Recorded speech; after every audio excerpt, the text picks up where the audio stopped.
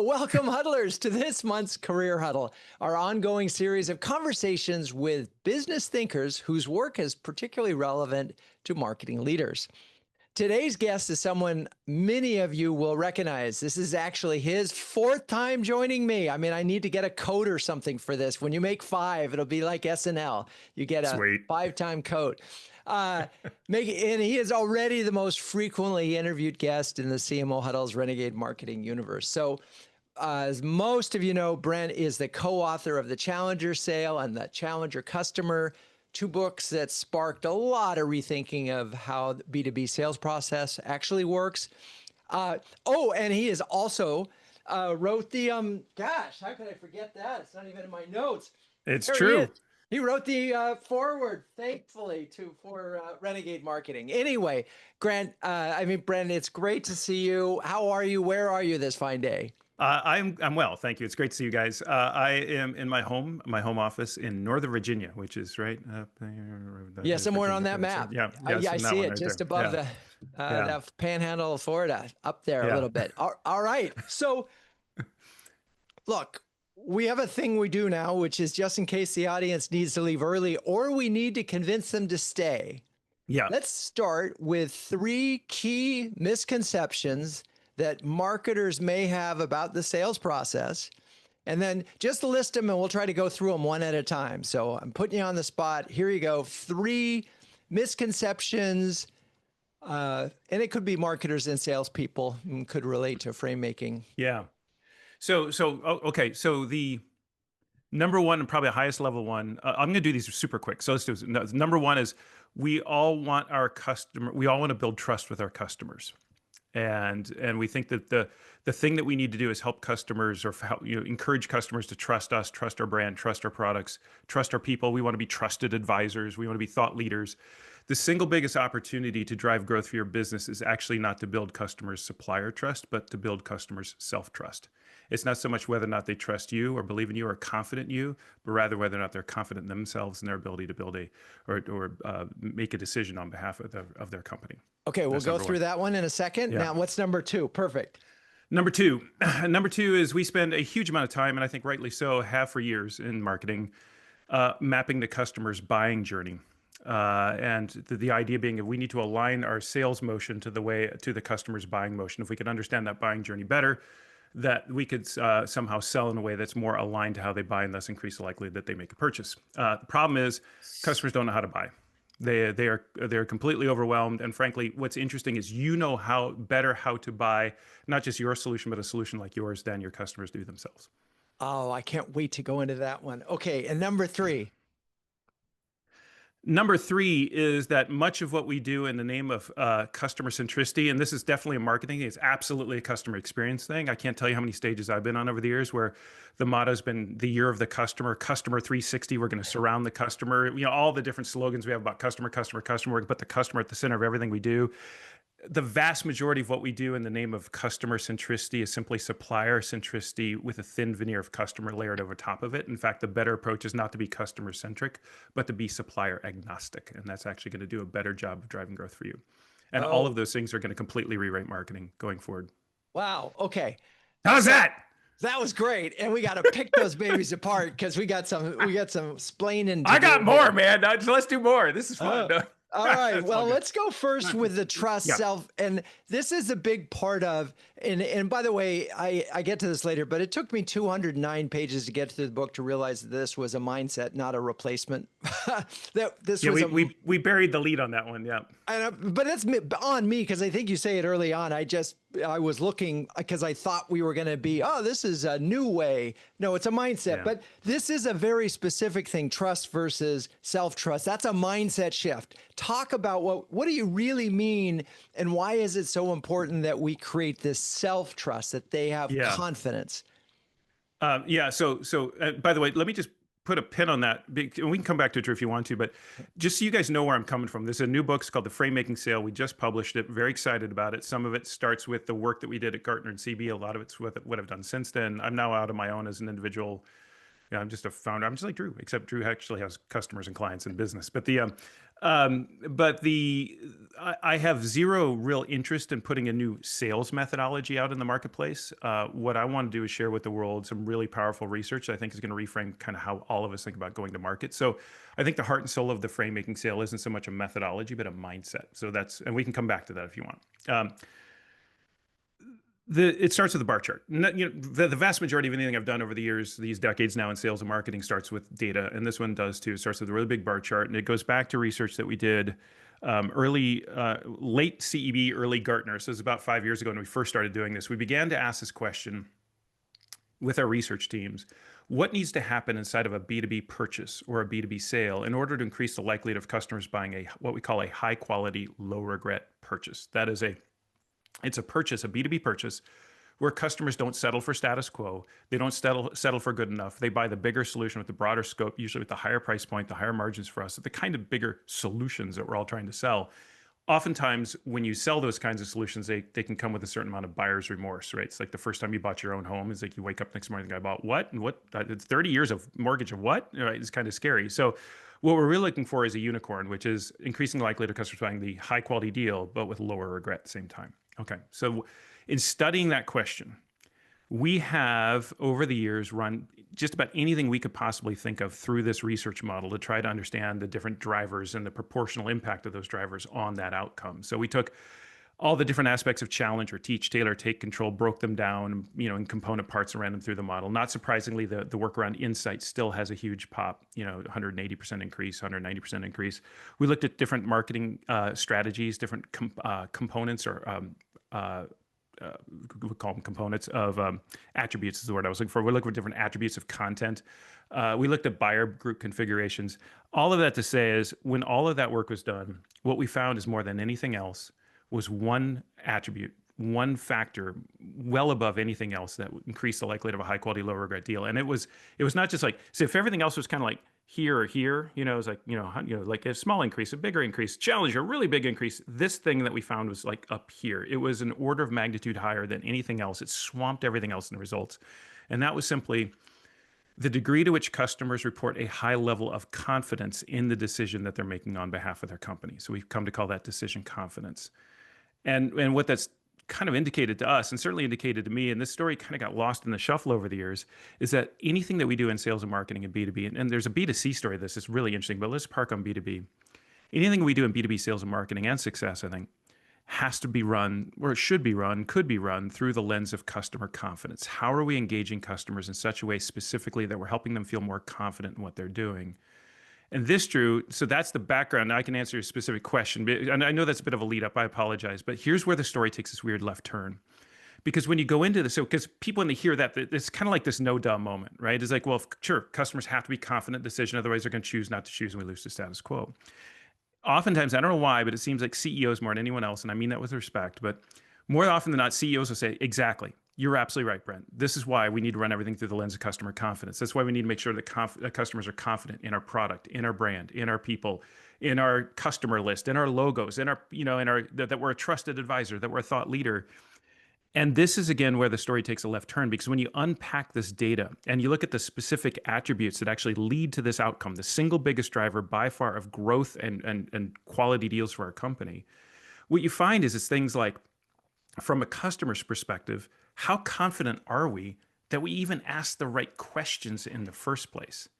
How confident are we that we've done sufficient research on this really tough problem, which, by the way, today, there's no end of research we can do, particularly because of all of us in marketing, and I raise my hand on this too. We've spent the last 10 years in doing content marketing. We've pumped more information out in the world than ever before. In the book, we call that the smartness arms race. And you layer on AI on top of that, and there's no end to the research you can do. So how do you know when enough is enough? How confident are we that we've thoroughly looked at, that we've thoroughly examined all the alternatives, which, again, when things are changing as fast as they are in terms of capability right now, there's never any end to that. So the bottom line to all this is this. So here we've got this massive bar and this bar chart that shows that this is the thing by far that we need to solve for. And when you unpack it, you find two things. Number one, the first thing you find is none of this stuff has an objective finish line. Because you think, okay, great, we need to know. So customers need to be confident they're asking the right questions. Awesome. Okay, so which questions are the right questions? Are those the right questions, or are these the right questions? What if you think those are the right questions, but I think those are the right questions? I always get a debate about what's right or what's right even mean, right? So, Okay, that's hard. Let's park that. So at least let's feel confident we did sufficient research. Awesome. What does sufficient mean? Well, the way I look at sufficient is if the deal turned out to be great, that was sufficient. If it goes south, it was insufficient, right? So it's like, again, what you find is there's this weird sort of subjectivity to all of these attributes. This is the engine of growth for a company, and every one of them has a subjective component to it, which tells me that at the end of the day, what really is driving our business isn't so much what customers know, because you can't know any of these things, but it's actually what customers feel. And specifically, do they feel confident? And so much of what we're doing in our marketing content, again, I say this with respect, and absolutely what we're doing in the sales side is working our derrieres off to help our customers know things.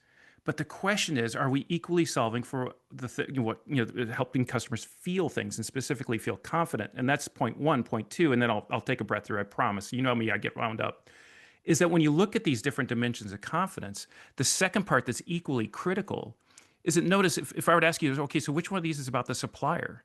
How confident are we that we asked the right questions? How confident are we that we did sufficient research? You realize not a single one of them is about the supplier at all. None of these attributes are supplier centric. They're supplier agnostic. I need to figure this out for myself. And so this is where I literally dropped everything after keynoting on this for about a year and a half and getting incredible responses. It was very much like 2009, early Challenger days, when I walked into Matt Dixon's office and said, I think we need to write a book. I had that exact same moment in a meeting I did in Miami where I walked out and thought, this has to be a book. And I literally quit my job, dropped everything, and Drew, I joke, I tell people I'm all in. I just don't know if I'm all in on red or black yet. But I just felt compelled to get the story out in the world because I think we're all walking past the single biggest opportunity to drive growth for our companies, which isn't to solve for customer supplier perception, but to solve for their self-perception. And this book is an examination of what would that even mean? What would that look like? What does it look like to go to market, to engage customers through content, through interactions in such a way that we're solving for self-perception and not supplier perception? Okay. That was wow, right? That was a lot, wasn't it? That was a lot. And Yeah. I'm not even going to, there's so much in there, but I have to go back to this one thing about the buyer journey thing. And I won't do that again, Drew. You wound me up on that one. So but now we got the field Okay, laid out. So, good. so I promise I'll go shorter. So going back to the buyer journey thing. So almost every CMO who's listening now on this call has found that showing the spaghetti buyer's journey, which you were famous for at Gartner, showing that little thing, right, really helps the CEO and the CFO understand it's not about first touch, it's not about last touch. There's a lot of touches that go along to create this, in your case, you're calling it self-confidence in order to make a decision. And there's a lot of back and forth. So I don't think you're saying the buyer journey doesn't matter, but I think you're saying, I don't know what you're saying, but I want to sort of, I don't, I'm confused. Well, let's talk about it. So just help us, because again, this has been a solid tool because it's so helpful for folks to realize there's no silver bullet when it comes to a complex enterprise business decision. There's a lot that goes into it. You don't get to, I feel good about this decision by having them click on a Google ad or having dinner with a salesperson, right? Even if that chocolate mousse was incredible, it's not the thing that closes the sale. It's all of it. So I can't get rid of the buyer journey. So help me overcome this. And we're not going to get rid of it, I promise. By the way, just take a moment. Like, can you imagine, like, Drew, I wasn't going to buy from you, but that chocolate mousse was so good that now I'm going to buy from you. That's kind of actually kind of hilarious if you think about it. But it's kind of like, oh, you guys were founded in 1875. I thought you were founded in 1885. Well, now I'll buy from you, right? It's like that's an old line I used to use back in the day with Challenger, which is still true, I think. All right, so I won't go through the backstory because I promised you I wouldn't. But we spent a number of years working with Bob Mesta, and some of you guys will know Bob. Moesta. Awesome. Bob's brilliant, and like literally brilliant. Jobs to be done. Right. And one of the things we did with Bob is we mapped out together 4 key buying jobs of a typical B2B purchase: so problem identification, solutions exploration, requirements building, and then supplier selection. And I think what's so interesting to me and where we landed when we first did this work is, I think a lot of us, and you guys are all buyers too. You're not just marketers, right? So you've bought things on behalf of your company with your colleagues. And I think we often go into these purchases, whether it's capital equipment or consulting engagements or training or whatever it might be, with technology products, we go in with a certain level of optimism or maybe amnesia, like we forgot just how painful the last time was that we did this. We think, like, how hard could this be? We identify a problem, we explore solutions, we build requirements, pick a supplier, and basta, we're done. And then reality hits, right? And then it's like 2 steps forward, 1 step back. Someone else gets involved, more questions are raised, budget questions come up. What about our priorities? Oh God, there's new requirements in Europe, and on and on and on. And what happens is you wind up not moving linearly through these steps, but in a sort of a, you wind your way through them in this spaghetti bowl diagram that we generated to kind of depict that. Here's now we can get into the answer to your question too, which I think is really interesting. I've gone all over the world sharing that diagram back at Gartner, CB and Gartner when we first did it. Martha Mathers, who's now a CMO herself, is the one that drew that drawing the first time, and she's brilliant. And I've taken that drawing all over the world, and we've modified it, adapted it, and added to it for the book. But we still lean on it because we think it has a critical point. First point is this: when looking at that sort of crazy mess of arrows and circles and things going all over the place, I'll often ask heads of marketing, heads of sales, here's an interesting question. Who's in a better position to know what that diagram looks like for your customer? Is it you or your customer? So if this is your customer's buying journey, who's in a better position to know what that diagram looks like for your customer? Is it you or your customer? And most of us will just almost instinctively say, well, it's the customer. It's their buying journey.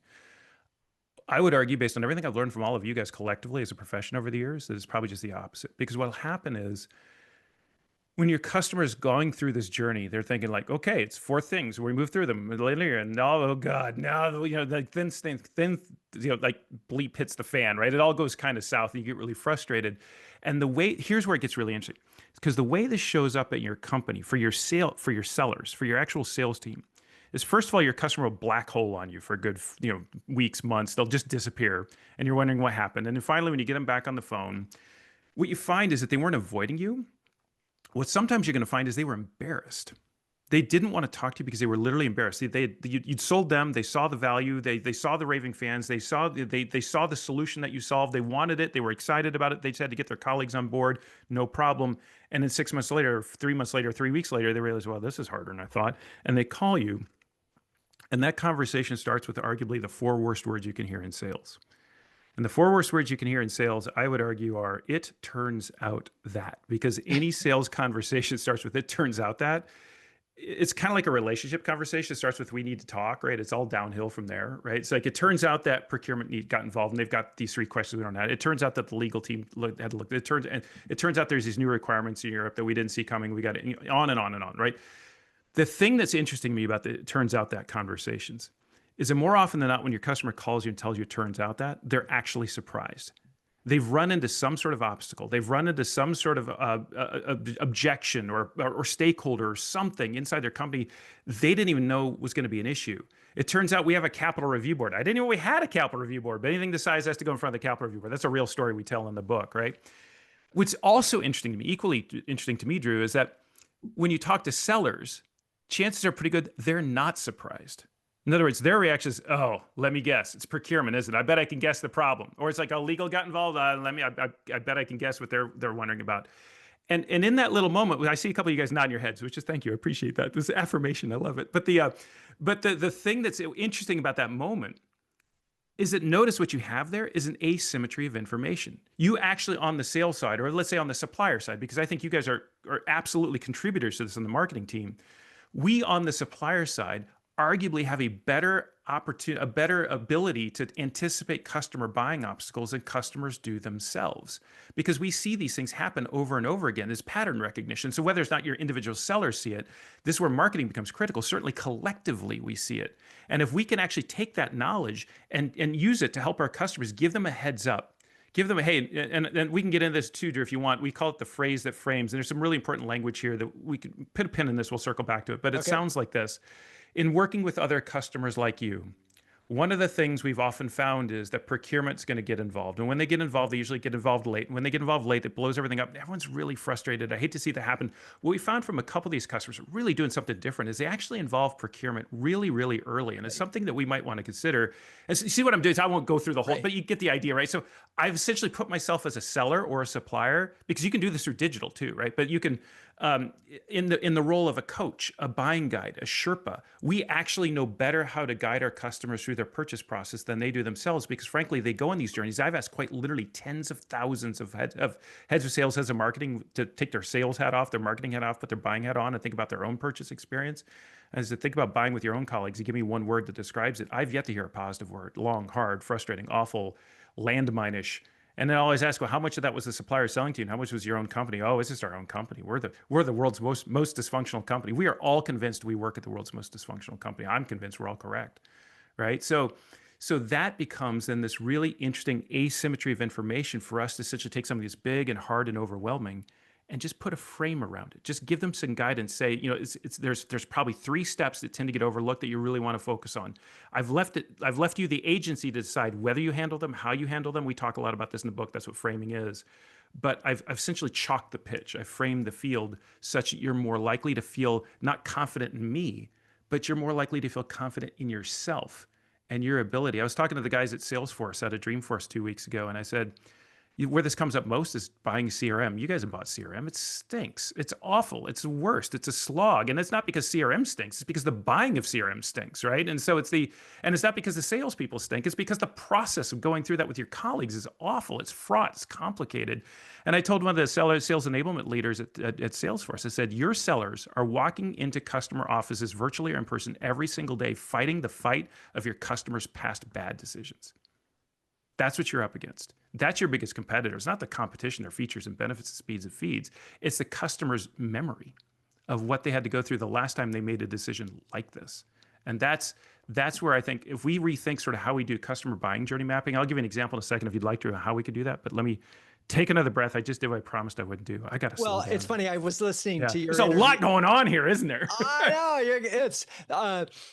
I was listening to your interview today, actually, you did with Chip Rogers, who's a longtime member, and you were using he was using the term coaching, and then it got into shrinking and really therapy, and it feels like if in fact you're up against all the bad buying decisions. It's like, it's like all the bad boyfriends that you or girlfriend, whatever, all the personal bad decisions that it's baggage. You've got baggage. And so as a therapist, salesperson, you're helping them sort of anticipate the baggage and put the baggage over to the side and, okay, well, let's work. We can help you work that through. That helped me understand frame making well by having the therapist hat on. So let's get in. Let me throw something out real quick because it's a great point to mention it. This is such an interesting and critical opportunity for all of you in marketing, because someone's got to figure out what these obstacles are, right? Someone doesn't have to, but there's an opportunity for a company then begin to aggregate what are the ways in which our customers are likely to get stuck that they themselves don't anticipate. We advocate in the book for something we call an "it turns out that" audit, which is just a wonky, dorky way of saying, like, let's find out what these obstacles are and collect them and aggregate them. And then that can turn into content. Like, considering buying CRM, 3 obstacles to watch out for, or it could just turn into tools that you give your sellers. That's not about your speeds and feeds, but it's about things that they need to watch out for in their own organization. And one of the best ways to do this is with customer testimonials. So you guys, and I say this, I'm trying to lean into what you guys own and can influence, right? So I imagine many of you are on the hook for, at least involved in, collecting, customer testimonials, raving fans, all the things that we want to show the value of how much other companies have gotten value from our product. One of the things we found a long time ago, and I still think is one of the coolest things I've ever found in this space, is what if you use those customer testimonials when you go out and do win-loss or interview your customers, find 1 or 2 that have managed to successfully buy your solution. They made it across the finish line. They made the decision. Hopefully they like the value that they're getting from you, but one way or another, what you're looking for is just they successfully managed to make the decision. And then ask them, if you had to do it all over again, what would you do differently to make your life easier? What steps would you wish that you had done earlier? If you were to give advice to a peer who's about to go on a similar buying journey, what advice would you give them to make their life easier? Whatever they say next is a piece of gold for frame making that you could then put in the hands of your digital team, your sales team, to help be coaches.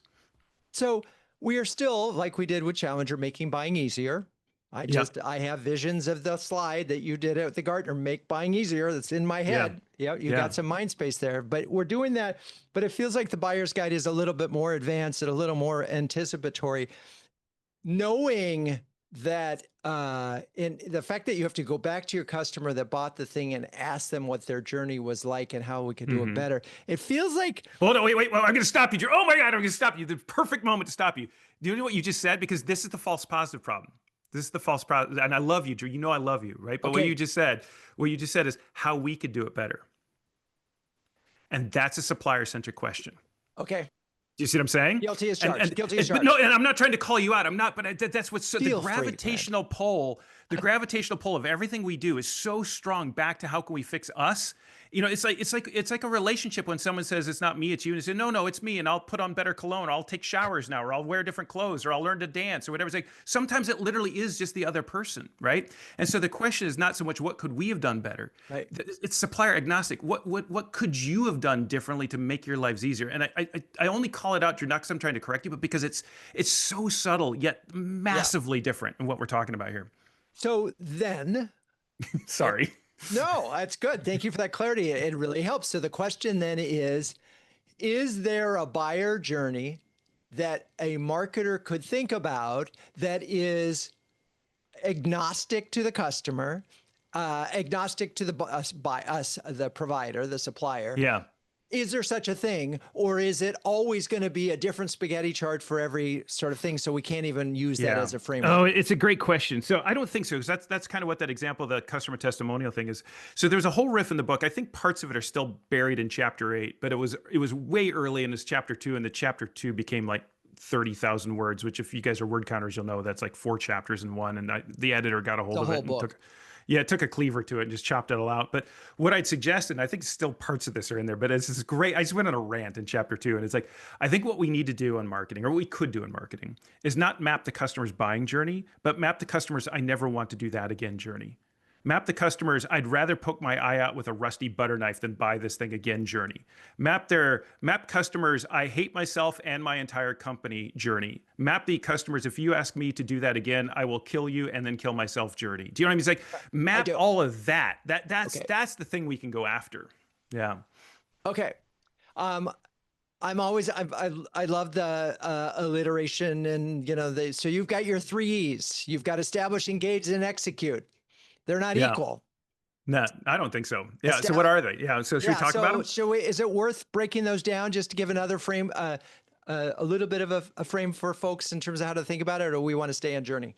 No, I think this is good. So Okay. just so you guys know, one bit of context, which we can, again, there's so much, this book it's dense, it's rich, but this is, I wouldn't want to write with otherwise. So there's a lot in here, but the reason why all this customer self-confidence matters, and what we argue in the book, is that it matters because customer self-confidence is arguably under more pressure today than ever before. And there's 4 challenges they're facing beyond just the fact that we live in chaos right now. But that is our sort of context for all of this, right? But the 4 challenges specifically are decision complexity, which you've essentially talked a lot about already with the spaghetti bowl. There's information overload, in which we are all complicit as marketers. And I say this with love because I've been part of this, of the smart disarms race and just deciding content marketing, we're spam the world with even more white papers and videos. So decision complexity, information overload, objective misalignment. If it were just up to me, I'd buy it today, but I don't laugh. I lack confidence in my ability to get everyone else on board too. And then there's outcome uncertainty. And outcome uncertainty is this really annoying phenomenon where customers will look at you and say, I totally believe that. When you show them the value calculator and the total cost of ownership and all the happy customers you already served and all the value they're getting, they'll look at you and say, I believe all of it, every bit of it. I just don't think it applies to us because we're different and somehow we'll screw this up. And again, notice that's a customer self-confidence problem. It's not a customer supplier confidence problem. So when you start looking at these, then the question becomes for any one of those 4, and these are 4 chapters in the book where we unpack each of these, but for each of those 4 challenges or challenges to customer confidence, the question becomes very much like I was outlining before. What's the nature of the challenge? What's the thing that's going to get in their way? And specifically, what kind of advice? What's the coaching? What's the framing we can give them that will help them feel more self-confident around decision processes, around information consumption, around objective alignment, around outcomes? And that's so we divide this into a 3-step process. The first one being establish. We call this the 3 E's. So establish, engage, and execute. And establish is that. It's essentially establishing the framing, or if you will, establishing the coaching and the guidance. And here it could be anything from a very simple nudge, or a piece of advice, like you might want to get procurement. We've heard from other customers that getting procurement involved early is actually really helpful. That would be a nudge. Where this can get actually much more formal would be things like checklists, diagnostic exercises, maturity models. I've built maturity models in my last company, and it was this massive complex thing, and I would have never asked a frontline seller to do that. But these are the kinds of things you guys can either guide or own as a marketing team, is when you get down on this other end of this continuum of frame making, where you get these more structured sorts of frameworks. That becomes, I think, more of a centralized effort that you guys could absolutely lead and do extremely well with. We're currently building a marketing specific workshop for frame making, and this is some of the stuff we'll get into, is the design principles and all that kind of stuff to do that. Engage is then, once I've kind of figured out what that advice is, how do I engage customers with that advice? And this is the thing I meant. I mentioned earlier, Drew, that we could unpack, but it turns out that here, I'll just say this real quick here. It turns out that once you approach customers with this advice, if your posture is largely one of individual expertise, you actually do more damage to their confidence than help. So I've been doing this for 30 years. Here's what you need to do. Turns out to actually damage the likelihood of a high quality, low regret deal, not increase it. Because what you're doing when you adopt that posture is you're trying to solve for customers' confidence in you again, and not in customers' confidence themselves. So pulling up work from Robert Cialdini, many of you guys will know from his book Influence, which is brilliant. We suggest leaning into not your expertise, but social proof, the expertise and experience of other customers like them, because it's one thing every one of your customers wants to know. And I promise you this is true, because from 30 years of doing this, they all want to know what other customers like them are doing. So go out and find that out. And I gave you a couple ideas how you might do that with testimonials and all that kind of stuff. But now when you engage them, it becomes not, here's what I think you should do, but in working with other customers like you, one of the things we've been surprised to learn is, so now I'm leaning on social proof. I'm positioning myself as a co-learner as opposed to an expert, and a collaborator. And there's a humility to it that turns out to be really, really powerful. And what it also does is it shifts your value as a seller from your expertise to your access. Because what you really bring to the table isn't like, here's what I think you should do, or here's what I know, but rather here's the access I have to other people like you. And then the third of the E's is execute, which is essentially, how do I maintain that self-confidence across a larger buying group and across time? And there's all sorts of techniques and tactics we talk about in the book to make that happen. There's a really, really important moment it's funny because it's the same in therapy, where you're not telling them what to do. You're hoping that you're equipping them to run their own lives, right? That's right. Otherwise, they're going to spend their entire life in your office. So that's an important which would be okay in a commercial world. If they just keep buying and buying more, I'm happy. Yeah, but your point is right. Yeah. And I think it is instinctual for salespeople. And I'm just thinking of conversations that I have sometimes with CMOs, and to want them to have confidence in the person who's talking. But it's so interesting, and I can see where it happens, and it's easy as a salesperson to get there. So retraining and helping sales see that it isn't about them. It's not even about your company. It's about that. In some ways, it's very liberating. It is. Once you get over that, if you can get over the precipice and say, it's not about me, and it's not even about our company, it's about helping this person, just get it done, get something done, and feel good about it. This is so. I was talking to, I don't know if have you had a chance to meet Charlie Green yet, Drew? No. Charlie Green is one of the co-authors of Trusted Advisor back in the early 2000s. So he's well known for the trusted. That's where that term came from. Is Charlie Green and his colleagues. And I was talking to him about this the other day because I wanted. First of all, I'd never met him, and we had a lovely conversation. But I said, "Hey, Charlie, I'm about to go out in the world, talk a lot about trust, and I just want to see if it aligns with what you're thinking or not." And so we had this lovely conversation, and he's the one that actually mentioned the therapy metaphor. He says, a good therapist doesn't tell their patient what to do. A good therapist sort of sets out a framework such that the patient can come to their own conclusions about what's right for them. The term we use in the book for this is maybe not surprising, but it's a little wonky, is the term agency. And what we want to do is we want to sell in such a way, go to market in such a way that we maintain customer sense of self-agency, or just agency. Because at the end of the day, because it's about their self-confidence, not their supplier confidence, ultimately they have to be the ones that make the decision. And so that's where this metaphor of framing comes from, is that if you think about a frame, it chalks the pitch or chalks the field. It makes it feel less overwhelming. It's not 10 things you got to worry about, but we found in working with other customers like you, probably these 3 are the most important. And by the way, one of them you never thought of before. And so I can prompt, So what I just did is something called prompting and bounding. I bounded it, but I prompted you to think about something. But within that, I'm still leaving it up to you to make your own decision and I can give you ideas based on what we see other people like you are doing. So social proof, but we have to solve this goes back to the mindset idea. Now we can come full circle to it. The mindset, and now maybe this makes more sense. Rather than calling this a methodology, the mindset is simply, how do we help our customers make the best decision they can in as little time as possible? Right. That's it. That's our go-to-market mantra. How do we go to market in such a way that we're helping our customers make the best decision that they can, not we can, they can, in as little time as possible? And if you're thinking, Brent, how do I get paid for that? What if they choose the competition, which has always been a problem with Challenger too? And so we can unpack that in a little bit more detail. But this phrase, this idea came from a friend of mine. Is one of these clients that's become friends, a guy named Brian Smith, Brian with a Y. Brian is the CEO now of a company called Expedient. Expedient is a cloud computing company. And I've heard Brian say this to his team a number of times after he saw our sense-making work, for example. He said, look, he told his team, like, we have one job, to help our customers make the best decision we can as little time as possible. And there's always someone, I don't know if it's a plant or on purpose, Drew, but someone in the front of the room will say, but Brian, what happens if we help them make a decision? They choose the competition. He said, look, I hate to lose. And he does. I hate to lose. But that's the second part of the quote. If we're going to lose, I want to lose early. I want to make sure that I don't. The worst place to finish in sales is second, right? So so if we're going to lose, let's lose, but let's show up and let's do it the right way, such that we're helping customers make great decisions. So the next time customers choose to make a decision, we'll be the first one they call, because that's how we show up consistently every single day. And ultimately, the crazy thing is, I think that's ultimately how you win trust.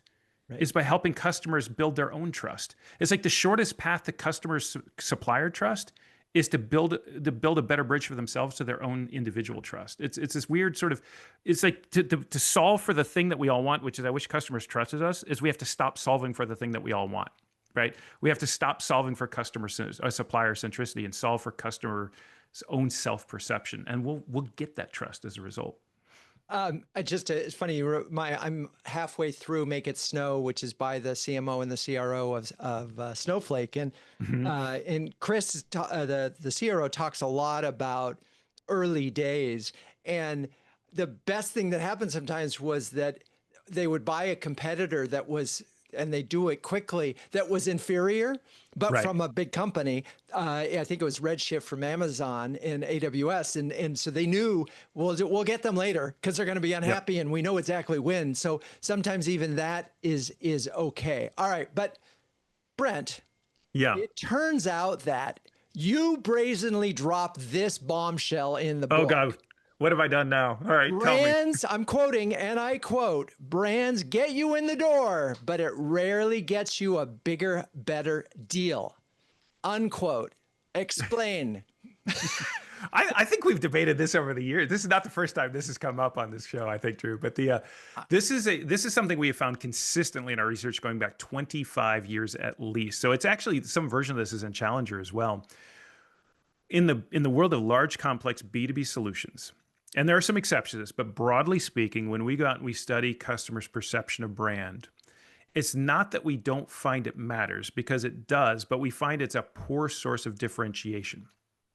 Because what happens in brand, let me give you some real world examples. In other words, it doesn't actually give you the commercial advantage you think it might, only because you're usually competing against other companies with equally well-known brands. So now, if you're an unknown brand competing against well-known brands, then the calculus changes a little bit. But let's take one that I used to use all the time in the Challenger world, like GE. This is back particularly when GE was like the monstrosity, amazing company that it was, right? This is back in Jack Welch days. But I used to say GE, and it's still true to some degree, but GE is like, it's like IBM. It's like no one ever got fired from buying from GE, right? So that is, I think, like they've won the brand game. That is a world-class brand. It's like, obviously you buy from GE because look at the brand. But here's an interesting question. What happens if you're GE and you're competing against Siemens?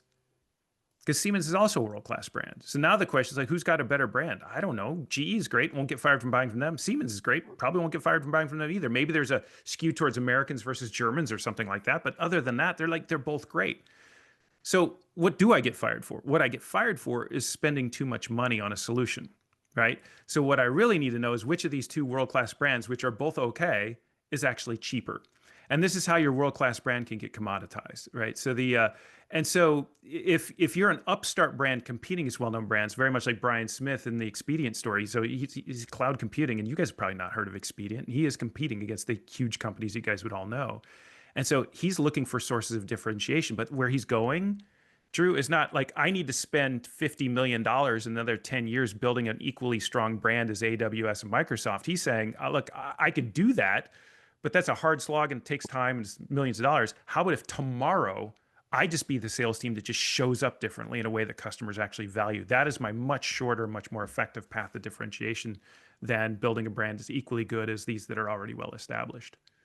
Yeah, I guess it really kind of depends on what we really mean by the word brand. I think is Yeah. part of this because differentiation is fundamental to brand. It's not spending advertising on the Super Bowl, although that worked pretty well for Gong and got him. Yeah. So I think there's two things I want to break it down. One is getting in the door is a big frickin' deal. Yeah. If you don't get in the door, you don't get a chance. And Hmm. we know that awareness equals higher percentage of deals.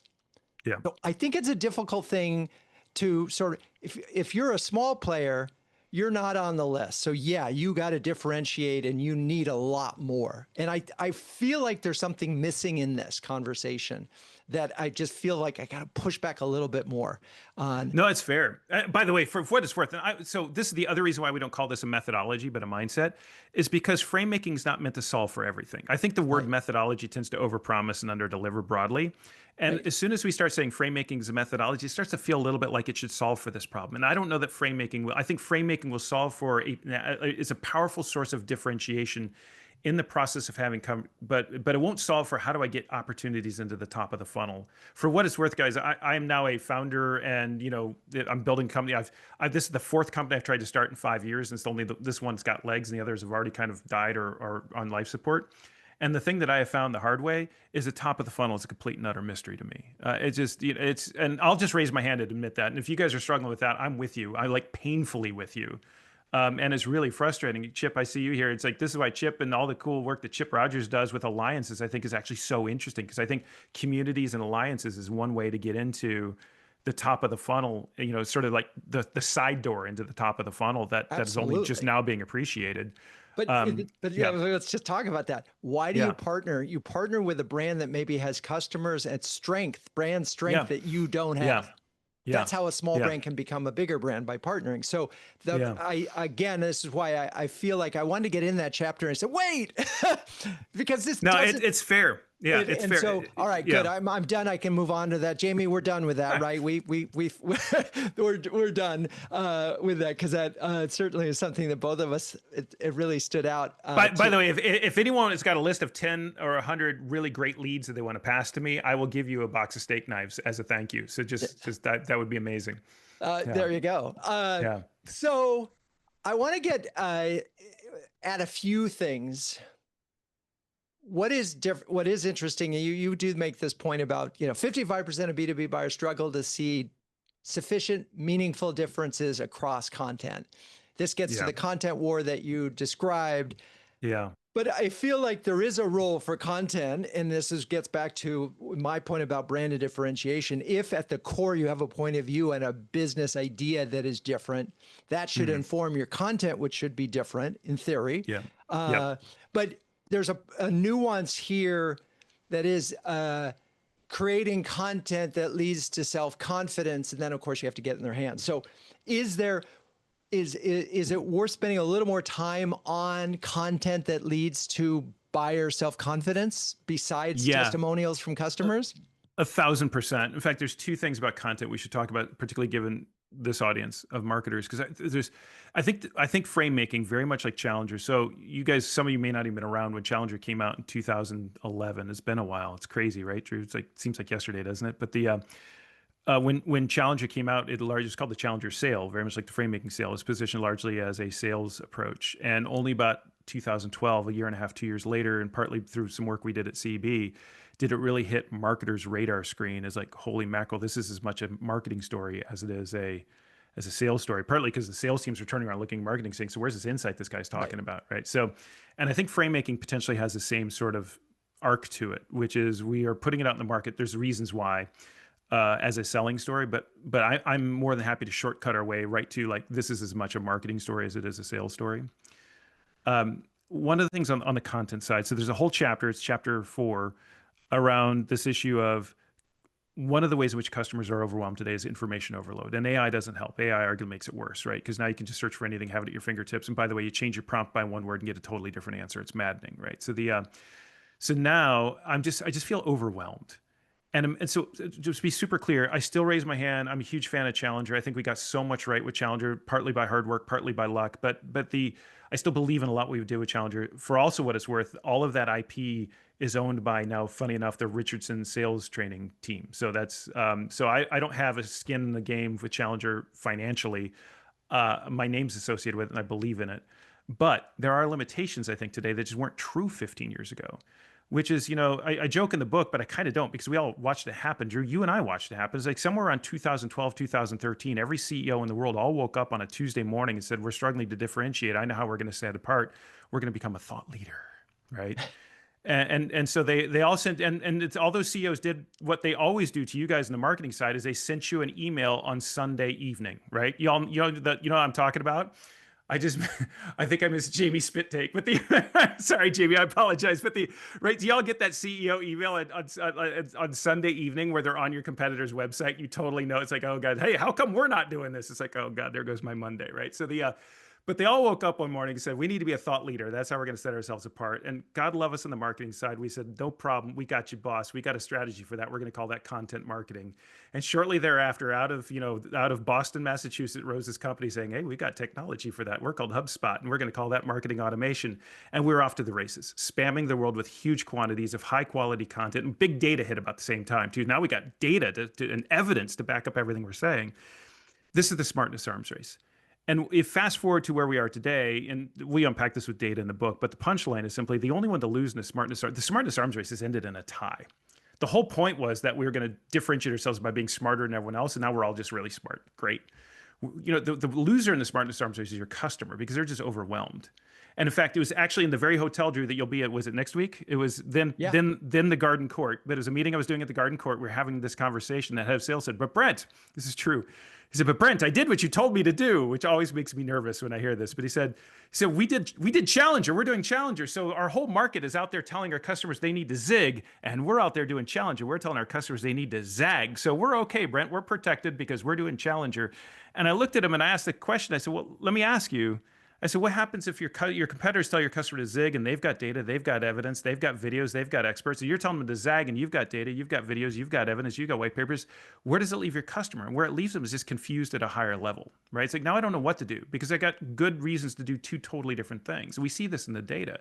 And so what they do is they say, I better study this more. Call me back in 6 months. They never actually want you to call them back in 6 months. Right. Call me back in 6 months and let me do a little bit more research. And you know what's going to happen in those ensuing 6 months? They're going to become even more confused. And what they're really looking for, we know from research, is not more freaking content. No offense to anyone. What they're looking for is, can someone please just help me make sense out of all of this content? Help me kind of put it together. Help me figure out, like, which question should I even be asking? Which pieces of content matter most? And there's no one right now stepping up to play that role. And that's the role of Framemaking when it comes to information. And this is the word, Drew, that it was just absolutely not on our radar screens with Challenger. It's because it wasn't important then. And it's the word context. The content that you all put out in the world today has to be understood in the context of all of the other content that your customers are consuming from all those different places, whether it's AI, whether it's competitors, whether it's the Gartners and Forresters of the world, all of it. And to understand, where does that content overlap? Where does it conflict? Where does it feel like it's too much? What questions does it raise? What questions does it answer? Because and this is, again, now we're back into the established portion of Framemaking inside of information. Because once you begin to map all that, you can begin to figure out where customers are likely to get confused, where they're likely to get stuck, where they're likely to become overwhelmed.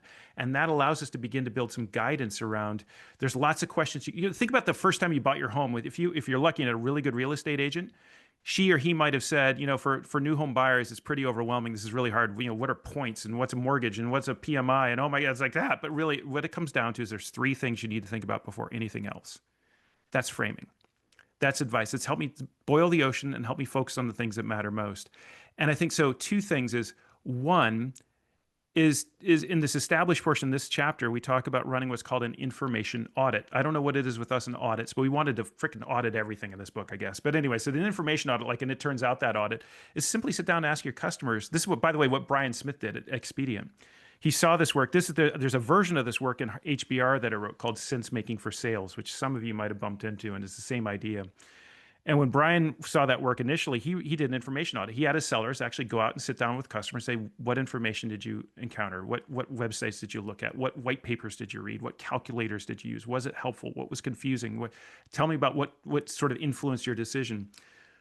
One of the things, Drew, that came out of this process, again, true story, and I tell it with permission from Brian, is that what they found is that one of their top competitors, one of these massive brands, had this video series, probably on YouTube, that everyone was watching. They found every one of their customers told them, we're all watching this video series, and it's really helpful. And the problem with that video series was it was leading his customers or potential customers away from Expedient and into the arms of his competitors. And a lot of it was out of date because this world, data and cloud computing, changes pretty quickly. And so Brian's first reaction was to, write marketing a note on Sunday night, and he was, "Hey, we need a video series too, right?" And then he started thinking about it, and he said, "Well, actually, one, it's going to take time. We don't have time. It's going to take money. We don't have the money. And by the way, no matter how good we make it, we're still Expedient, and there's still this other company that everyone's heard of." So going back to your brand point, Drew, this is where brand actually he was challenged with that. So you know what he did? He decided we're not going to build a video series because there's already a video series, and our customers are already watching it. So let's use that. So he trained his sellers to actually go out and not run away from the problem, but run right at it, which is to say, sit down with customers and say, "Hey, have you seen this video series from this other company? Because if you haven't, you're going to want to take a look at it. It's actually really, really helpful." But as you watch it and working with other customers like you, we find that there's two things it tends not to answer that are going to prove to be really important for you down the road, and I'd hate you to overlook them. And there's one question that's kind of actually evolved a little bit. So it's what I'm doing is essentially using the competitor's content to sell, which I'm not suggesting is always the right answer. But what I'm doing is giving you a teacher's guide or a cheat code to consuming content. It's kind of like getting ahead of the RFP, but it's getting ahead of learning. I'm giving you a learning guide such that I'm showing you, sharing with you, teaching you how to think about all the content you consume. And when you do that, I'm less worried about you consuming all that content from the competitors, which I can't stop anyway. But I've guided you, I helped you, not just a way that leads back to me, hopefully, but more importantly, it's going to just make it easier for you just to make a decision. It's like, I'm looking at all this stuff. It actually starts to repeat. Now I know which questions that matter most. I'm so glad I talked to Drew because that was really helpful. That's how we think about it. I think the thing that comes to mind is you reframed it. You took their goodness and you reframed it. That's, you guys don't care about this. I'll just say this very briefly. My co-author, Carl, with a K, Carl Schmidt, and I have had knockdown, drag out, long, endless debates about whether this is different than Challenger or Challenger is a subset of frame making. So it's a frame breaking, now frame making. Where we tend to think is that most reframing is just a kind of framing, right? It's a subset of framing. No, that's right? fine. It's no need to get hung up Agreed. on that. Totally agree. We are running out of time. And already? Oh my God. I know. It goes fast. So we need to wrap up with 2 do's and 1 don't. We got a group of marketing leaders here, things that they could start doing immediately to, I better not use reframe, to help sales frame their pursuits more effectively.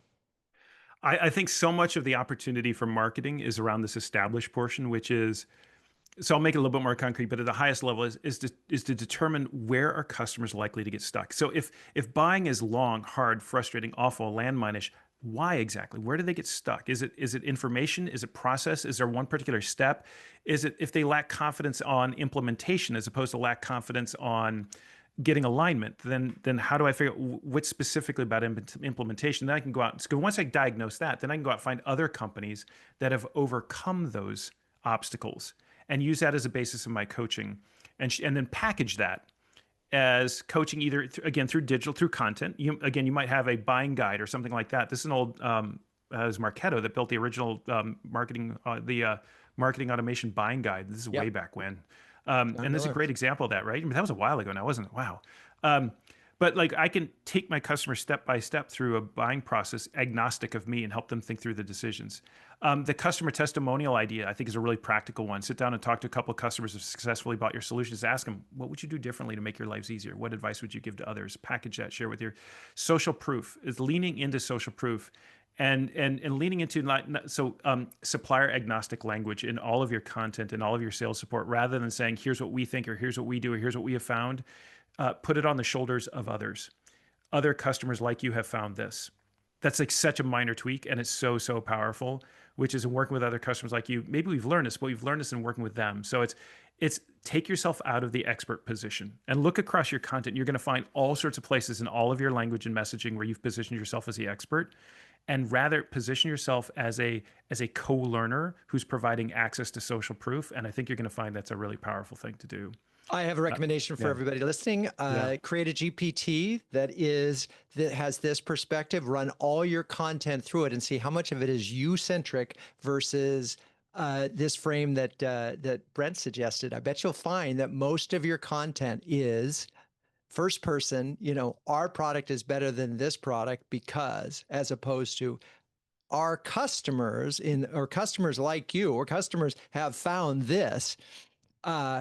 And I also just really appreciate trying to get at, I'm going to use buyer journey Yeah. issues. And I'll give a perfect example. I know there's like a really hot software right now. The problem with buying that software is you can't find anybody who knows how to use it. So if I was that company, I would be training masses of amounts of people, right, really quickly to get certified, because otherwise the real cost of ownership is ridiculous. So, but they're the hottest brand in their segment. And it's funny, they talked about that in Make It Snow as well, is that, we can help the customer. Their big problem is they're thinking ahead to implementation. And as you started this conversation, CRM implementation is horrible. How are we going to do that? So understanding those things and having a sense of that, and then because you could lose the deal for reasons that it wasn't you versus another 100%. guy, right? Yep, Particularly that's exactly with software. right. All Yep. right. So we unpack all this in the book. In the workshops we've built and delivered for sales, and now for marketing we're building, we unpack this in a lot more detail. I love it. All right. Well, thanks for bringing the hate, Brent. Did you say the hate or the heat? I didn't bring any hate. The heat. Okay, no right. hate. Well, a little hate on Brent, but we resolved that. No, I bring the love, man. I Love for you. Brent. Good. Yeah. So my sort of framework and thing is, remember that our goal isn't to move sellers through a sale. It's to move buyers through a decision. And the best way we can do that is boost their confidence with a frame that makes their job more manageable, not more complicated. As we say in CMO Huddles, our goal, our 2-word business plan is help huddlers. So this is one of the ways we do it. We bring in best-selling authors and wonderful people like Brent. Brent, thank you. The book is The Framemaking Sale. Framemaking Sale. Where can people find you? I hang out a lot on LinkedIn, so I'd love for you guys to reach out and connect if you'd like to on LinkedIn. I post a lot of content there. The website is theframemakingsale.com, and we also have a Framemaking Sale YouTube channel. So lots of different places, but LinkedIn's the place to find me. I love it. All right. Well, this wraps up this Career Huddle.